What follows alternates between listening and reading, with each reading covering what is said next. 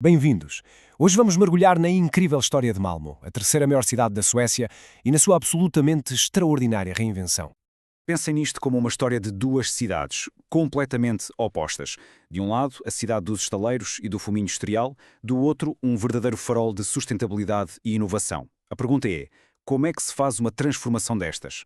Para percebermos a verdadeira dimensão desta mudança, temos mesmo de recuar no tempo.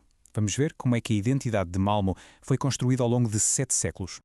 A história é longa, claro. Começa lá atrás como um porto dinamarquês, um importante centro do comércio de arenque. Mais tarde torna-se sueca e com o tempo cresce até se tornar um verdadeiro gigante industrial. O comércio e a indústria, era isso que definia Malmö. E no centro de tudo isto estava um nome, Kockums, o estaleiro Kockums. Durante mais de um século foi este o coração pulsante da cidade.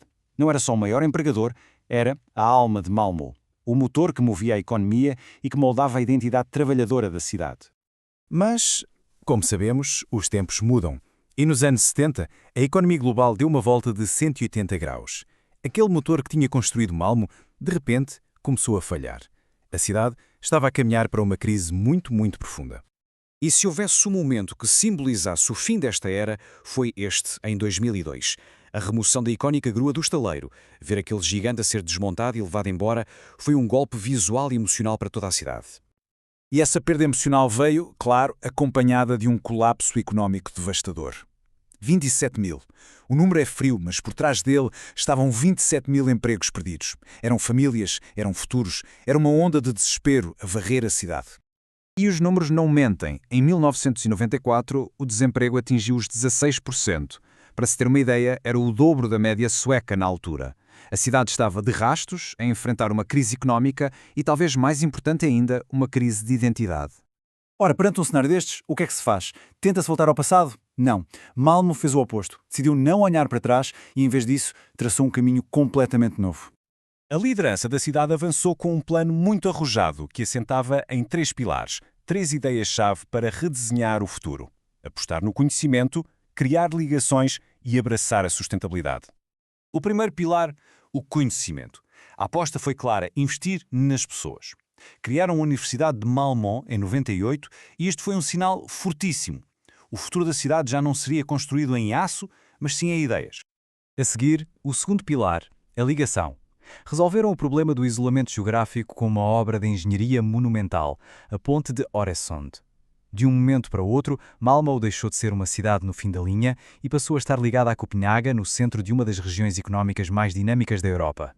E por fim, o terceiro pilar, a sustentabilidade. E aqui a jogada foi de mestra. Em vez de tentarem esconder ou apagar o passado industrial, decidiram transformá-lo. Pegaram na zona mais poluída, o antigo Porto Ocidental, e converteram-na num bairro ecológico exemplar. Um símbolo perfeito da nova Malmö. E este novo bairro, o BO1, é muito mais do que apenas um sítio para viver. É, na verdade, uma espécie de laboratório a céu aberto para tecnologias verdes. Tudo, desde a energia aos resíduos, foi pensado de forma sustentável.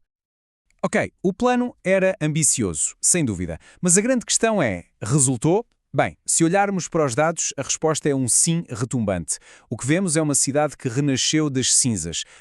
Hoje em dia, Malmö é uma das cidades mais internacionais da Europa. É impressionante. Quase 60% da população tem raízes fora da Suécia. São 187 nacionalidades a viver juntas. E esta diversidade que se tornou um dos novos motores da economia.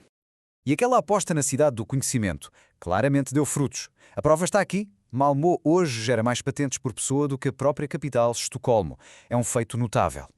Portanto, quando pomos o antes e o agora lado a lado, o contraste é total. Este não foi só uma pequena melhoria ou uma modernização, foi uma reinvenção completa da identidade, da economia, de tudo.